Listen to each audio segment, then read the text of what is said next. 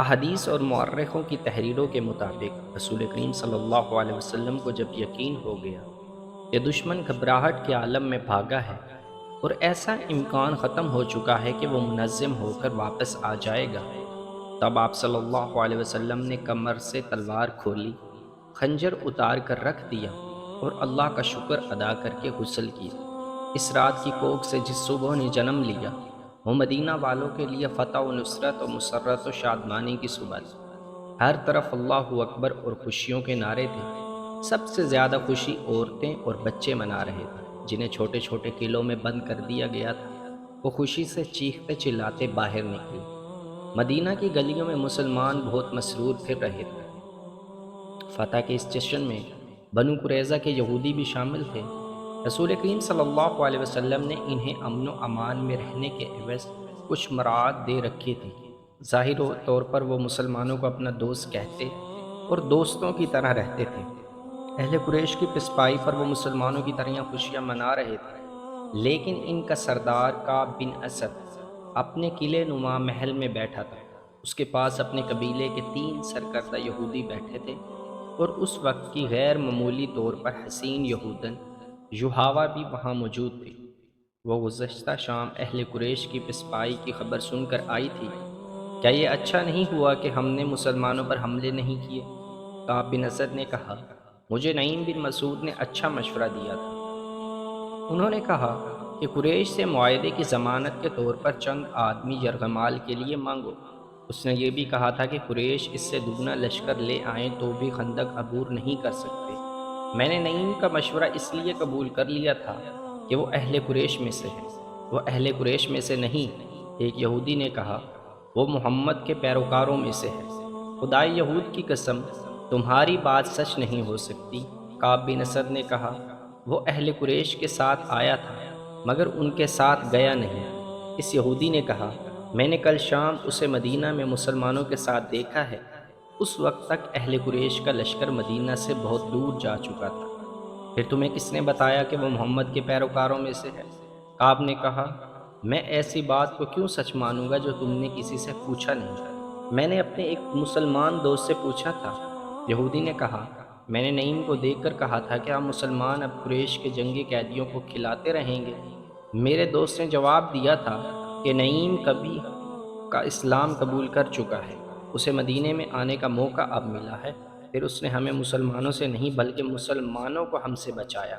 کعب بن اسد نے کہا، اس نے جو کچھ بھی کیا ہمارے لیے اچھا ثابت ہوا۔ اگر ہم قریش کی بات مان لیتے تو مسلمان ہمارے دشمن ہو جاتے۔ ایک اور یہودی نے کہا، تم یہی کہنا چاہتے ہو نا کہ مسلمان پھر بھی ہمارے دشمن ہیں؟ ہم محمد کے نئے مذہب کو یہیں پر ختم کرنا ہے، ورنہ محمد ہمیں ختم کر دے گا۔ کیا تم دیکھ نہیں رہے کہ یہ مذہب جسے یہ لوگ اسلام کہتے ہیں کتنی تیزی سے مقبول ہوتا جا رہا ہے؟ تیسرے یہودی نے، جو معمر تھا، کہا، ہمیں اس کے آگے بند باندھنا ہے، اسے روکنا ہے، لیکن کیسے؟ کعب بن اسد نے پوچھا۔ قتل۔ معمر یہودی نے کہا، محمد صلی اللہ علیہ وسلم کا قتل۔ ایسے جرات کون کرے گا؟ کعب بن اسد نے کہا، تم کہو گے کہ وہ ایک یہودی ہوگا۔ اگر وہ محمد صلی اللہ علیہ وسلم کے قتل میں ناکام ہو گیا تو بنو قینقاع اور بنو نذیر کا انجام دیکھ لو۔ مسلمانوں نے انہیں جس طرح قتل کیا ہے اور ان میں سے زندہ بچے رہنے والے جس طرح دور دراز کے ملکوں کو بھاگ گئے ہیں وہ نہ بھولو۔ خدائے یہود کی قسم، معمر یہودی نے کہا، میری عقل تم سے زیادہ کام نہیں کرتی تو تم سے کم بھی نہیں۔ تم نے آج جو سوچا ہے وہ میں اور لیس بن مشان بہت پہلے سوچ چکے ہیں۔ کوئی یہودی محمد کو قتل نہیں کرے گا۔ پھر وہ کون ہوگا؟ وہ قبیلہ قریش کا ایک آدمی ہے۔ بوڑھے یہودی نے جواب دیا، لیس بن مشان نے اسے تیار کر لیا ہے۔ میرا خیال ہے کہ اب وقت آ گیا ہے کہ یہ کام کر دیا جائے۔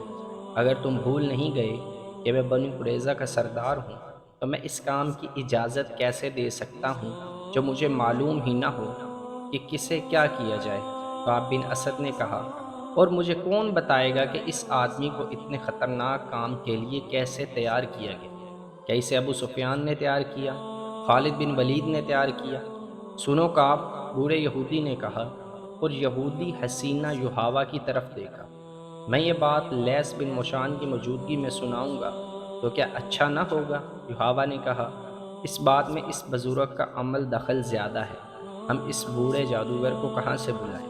کعب بن اسد نے کہا، ہم تم پر اعتبار کرتے ہیں، وہ یہی ہیں۔ بوڑھے یہودی نے کہا، ہم اسے ساتھ لائے ہیں، اور ہم اسے بھی ساتھ لائے ہیں جو محمد صلی اللہ علیہ وسلم کو قتل کرے گا۔ اب ہم انتظار نہیں کر سکتے۔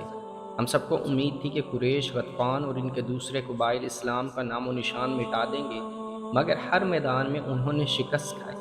ہم نے انہیں مدینے پر حملے کے لیے اکسایا تھا، وہ یہاں سے بھی بھاگ نکلے۔ خدائے یہود کی قسم، کعب تم نے مسلمانوں پر عقب سے حملہ نہ کر کے بہت برا کیا۔ میں اس کی وجہ بتا چکا ہوں، کعب بن اسد نے کہا۔ وجہ صحیح تھی یا غلط؟ معمر یہودی نے کہا، وقت ہاتھ سے نکل گیا، اب ہم قریش کی فتح کا انتظار نہیں کر سکتے۔ اس نے یحاوہ سے کہا، لیس بن موشان کو بلاؤ، دوسرے کو ابھی باہر رکھو۔ یحاوہ کمرے سے نکل گئی، واپس آئی تو اس کے ساتھ لیس بن موشان تھا۔ وہ ایک بوڑھا یہودی تھا جس کی عمر 70 اور 80 برس کے درمیان تھی۔ اس کے سر اور داڑھی کے بال دودھ کی طرح سفید ہو چکے تھے، داڑھی بہت لمبی تھی۔ اس کے چہرے کا رنگ سرخ و سفید تھا۔ اس نے اونٹ کے رنگ کی قبا پہن رکھی تھی۔ اس کے ہاتھ میں لمبا عصا تھا جو اوپر سے سانپ کے پھن کی طرح تراشا ہوا تھا۔ لیس بن موشان کو یہودیوں میں جادوگر کے نام سے شہرت حاصل تھی۔ شعبدہ بازی اور کالے علم میں وہ مہارت رکھتا تھا۔ وہ مکہ اور مدینہ کے درمیان کسی گاؤں کا رہنے والا تھا۔ اس کے متعلق بہت سی روایات مشہور تھی، جن میں سے ایک یہ تھی کہ وہ مردے کو تھوڑی سی دیر کے لیے زندہ کر سکتا ہے، اور وہ کسی بھی مرد یا عورت کو اپنے تابع کرنے کی طاقت رکھتا ہے۔ یہودی اسے اپنا پیر و مرشد سمجھتے تھے، اور وہ عالم فاضل شخص تھا۔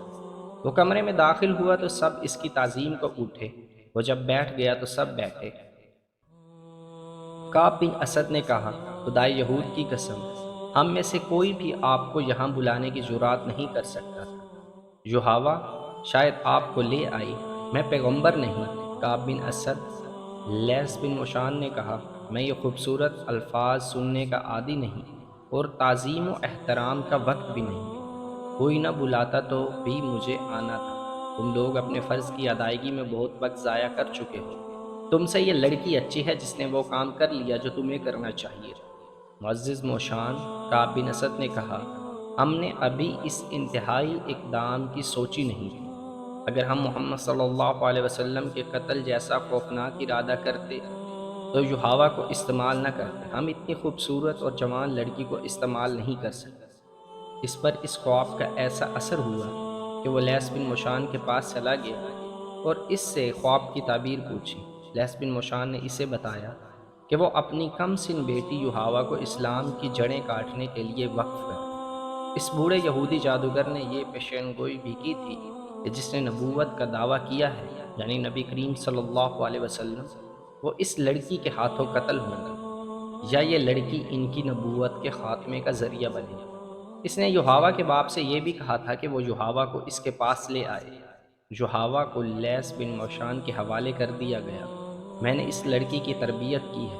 لیس بن موشان نے یحاوہ کی بات کاٹ کر کہا، خدائے یہود نے اسے جو حسن اور جو جسم دیا ہے، یہ ایک دلکش تلوار ہے یا اس سے بڑا میٹھا زہر سمجھ لو۔ اس نے قریش کو مسلمانوں سے ٹکرانے میں جو کام کیا ہے وہ تم میں سے کوئی نہیں کر سکتا۔ چھوٹے چھوٹے قبیلے کے سرداروں کو اس لڑکی نے قریش کا اتحادی اور محمد صلی اللہ علیہ وسلم کا دشمن بنایا۔ اب اس نے محمد صلی اللہ علیہ وسلم کے قتل کا جو انتظام مجھ سے کرایا ہے وہ اسی سے سنو۔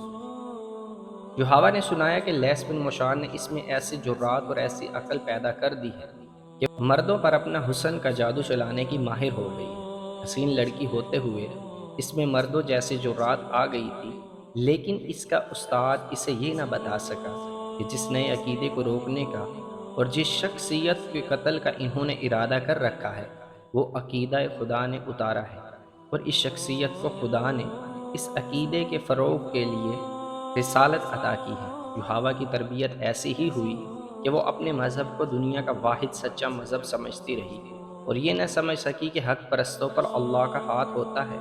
خدا نے اسے آندھی میں تنہا پھینک دیا، لیکن وہ خدا کا یہ اشارہ سمجھ نہ سکی۔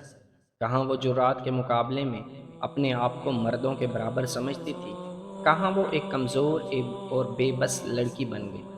وہ مرد کے جسم سے نا آشنا نہیں تھی۔